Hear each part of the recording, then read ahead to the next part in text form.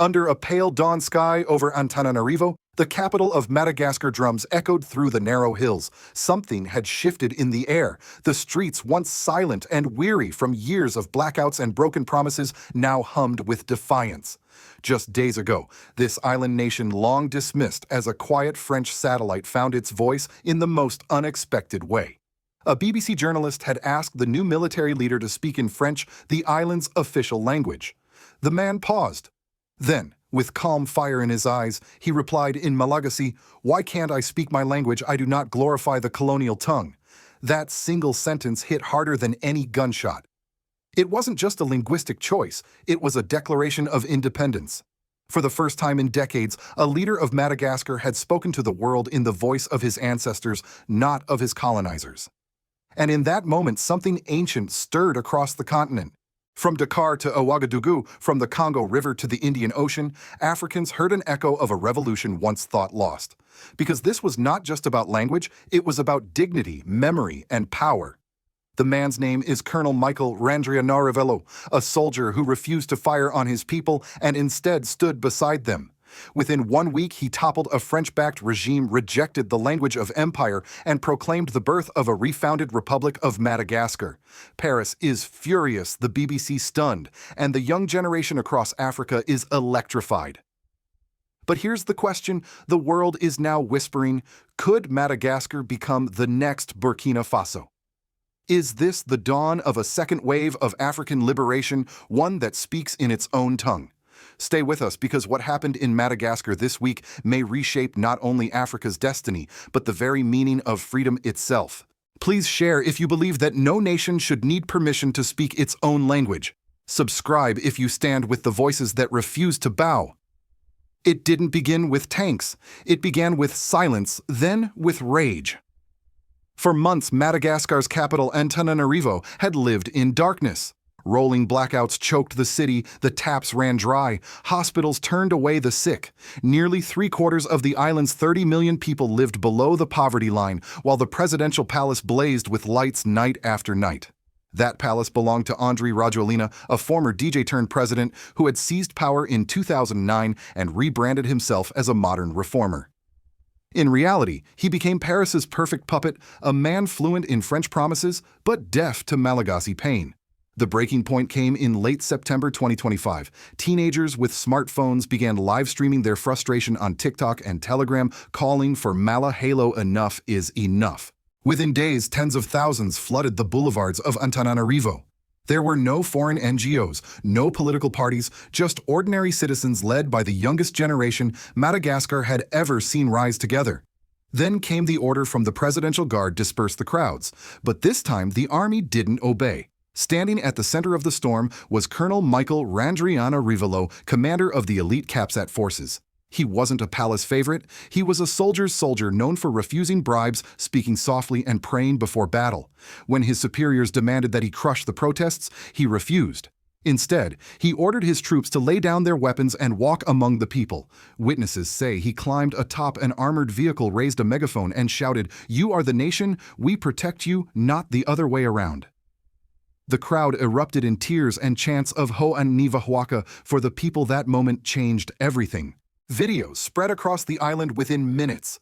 Soldiers hugged civilians. Mothers brought water to the troops. And in that sea of unity, the regime collapsed.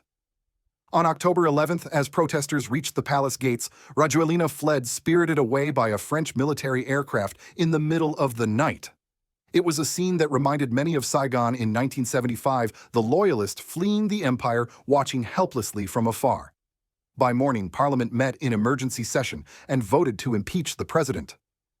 The next day, under the glare of international media, Colonel Randrianarivelo appeared before the crimson gates of the presidential palace, flanked by his troops, and declared, "CAPSAT is taking over. The army serves the people. We will rebuild the republic." His words were calm, deliberate, and devastating. For decades, the Malagasy army had been seen as a tool of repression. In a single speech, he redefined it as a guardian of national rebirth. 2 days later, on October 17th, the High Constitutional Court, an institution once designed to rubber-stamp colonial interests, ratified his takeover. Before a sea of citizens waving red, green, and white flags, Randrianarivelo raised his right hand and swore, "I will fully, completely, and justly fulfill the responsibilities entrusted to me." Cheers erupted, trumpets blared. The square filled with the voices of young protesters singing the national anthem, not in French, but in Malagasy. The world's headlines called it a coup, but for the people in the streets, it felt like a refoundation, a reset after decades of deception. Overnight, a quiet kernel became a national symbol of defiance. Yet even as hope surged through the crowds, one question lingered in the humid island air. Would this revolution truly belong to the people, or would it be another chapter in Africa's endless struggle to be heard? For now, one thing was clear: Madagascar had broken its silence. Every revolution has its defining moment, a single act that turns resistance into revelation. For Madagascar, it came not from a gun, but from a question. Days after taking power, Colonel Michael Randrianarivelo sat across from a BBC journalist. The cameras rolled, the lights blazed, and the world leaned in. The reporter asked him in polished French what message he had for the international community. He paused, stared straight into the lens, and in steady Malagasy replied, "Why can't I speak my language? I do not glorify the colonial tongue." The room fell silent. The journalist stammered, unsure how to continue. Across Africa, millions replayed that clip again and again. It wasn't just defiance, it was liberation, condensed into 12 words. By the end of that day, hashtags like Hanchar Speak Malagasy, Shiny Africa Rises, and colonial chains broken flooded social media. Youths in Burkina Faso, Mali, and Senegal posted videos vowing to reclaim their mother tongues. In Ouagadougou, university students unfurled a banner that read, "If Traore spoke for our freedom, Randrianarivelo speaks for our soul." At the Élysée Palace, the mood was panic disguised as diplomacy. President Emmanuel Macron condemned the unconstitutional seizure of power, calling for a return to democracy. French media painted the colonel as a populist risk to regional stability. Yet the hypocrisy was glaring. It was a French military plane that had flown the ousted President Rajolina to safety. French anchors called the Malagasy Revolution une fièvre de l'Afrique francophone, a fever spreading through their former colonies. They weren't wrong.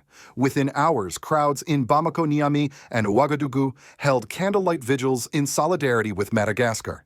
But this story wasn't new. It was the echo of an old struggle. The colonel's question, "Why can't I speak my language?" carried the weight of a century of silenced voices. In 1895, France invaded Madagascar, dethroned Queen Ranavalona III, and turned the island into a colonial outpost. Over 60 years of forced labor extraction and humiliation followed.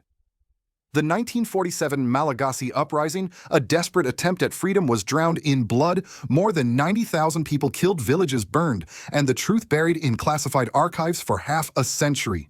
Even after independence in 1960, Paris never truly left. French advisors shaped budgets, trained the army, and bound the economy to the CFA franc, a currency literally printed in France. Madagascar's leaders came and went, but the empire's shadow remained. Randrianarivelo's rejection of French wasn't just symbolic, it was justice long deferred. African leaders watched closely, some with admiration, others with fear. In Ouagadougou, President Ibrahim Traoré praised the Malagasy people for refusing to live in borrowed words. In Niamey, General Madagascar Tchiani called Randrianarivelo a brother in arms in the war for dignity. Meanwhile, the African Union hesitated, torn between endorsing stability and condemning coups. Western diplomats whispered about sanctions, but none dared act, not after seeing how sanctions had failed to bend Mali, Niger, or Burkina Faso. Back in Antananarivo, the city pulsed with renewed energy. Street artists painted murals of the colonel speaking Malagasy to the BBC. Churches and mosques held joint prayers for unity. Teenagers recorded rap songs mixing Malagasy with Swahili and English, celebrating their new national pride.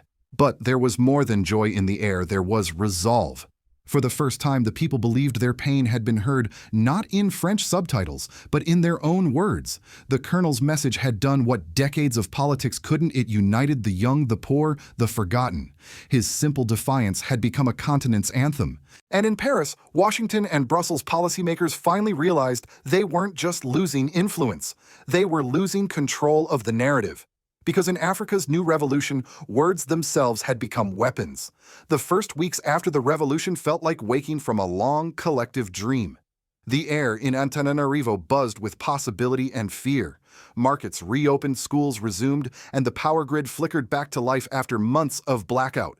For many, it was the first time in years they saw electricity in their homes without a bribe, without waiting for a foreign project. But while life crept back to normal, Madagascar was no longer the same. Colonel Michael Randrianarivelo announced the creation of a transitional government, half civilian, half military, tasked with rebuilding institutions from scratch. The National Assembly was dissolved. Corruption cases under the old regime reopened. Dozens of former ministers fled abroad.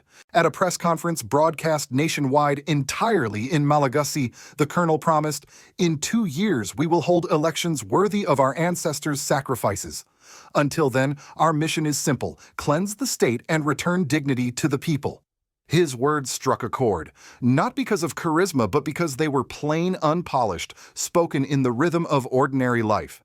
Soon after the Ministry of Education issued its first decree, Malagasy would replace French as the language of instruction in all public schools by 2027. News anchors switched tongues. Street signs changed. Even courtrooms began translating legal proceedings into the native language. It was more than cultural reform, it was psychological independence. An old teacher in Ansirabe told reporters, "We used to apologize for speaking Malagasy. Now our children will apologize for not." The shift was radical. For France, it was devastating. Cultural influence, the soft power that had survived long after the empire's fall, was being erased word by word. Every weekend, thousands of volunteers cleaned monuments, repainting colonial statues in red and white, the colors of the national flag. Churches held vigils. Farmers donated rice to soldiers guarding public offices. The sense of unity was fragile yet real. Gen Z activists turned their protest networks into cooperatives, launching campaigns for clean water, electricity, and literacy. "We won't wait for aid," they said.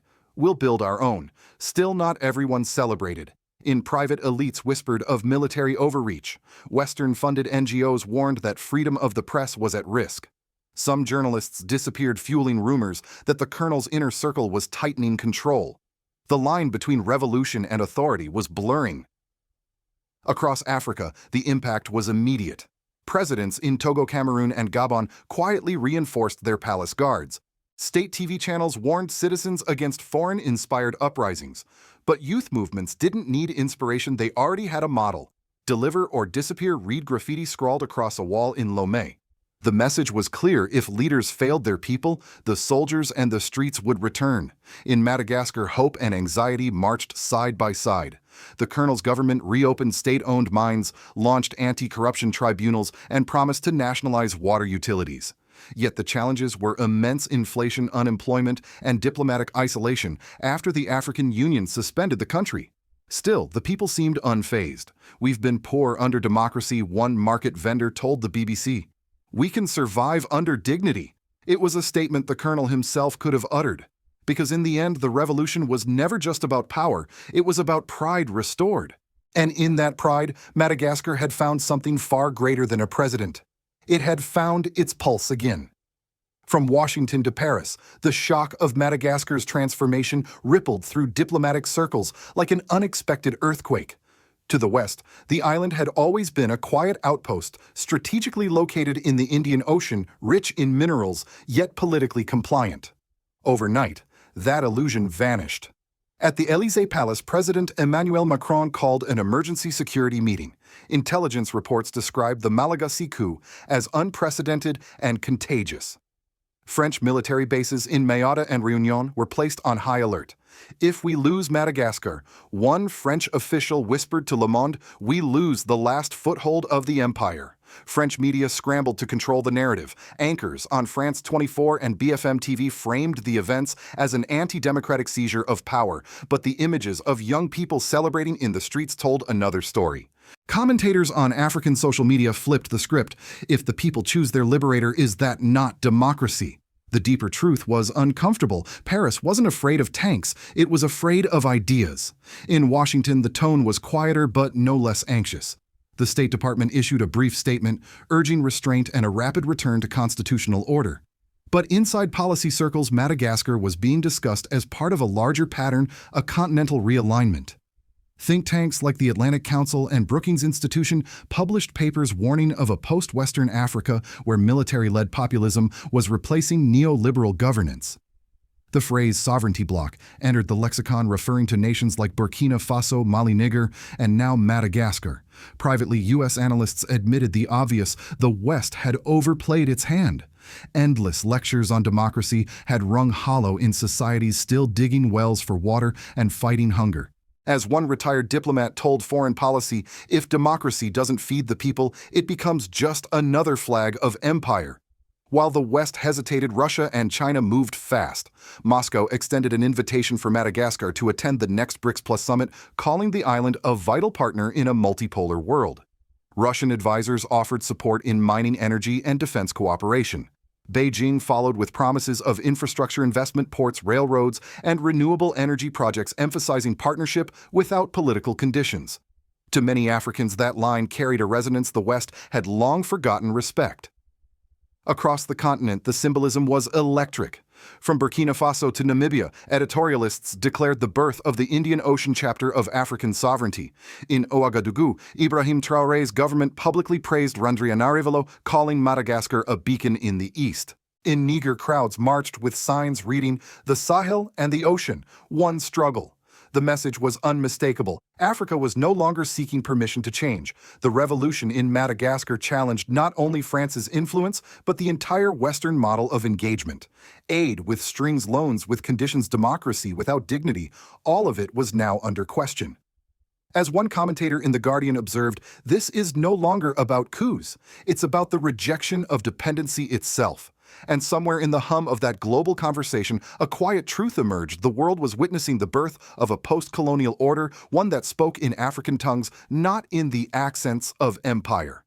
As the sun sets over Antananarivo, the crimson flag of Madagascar flutters above the palace, no longer a symbol of submission, but of survival.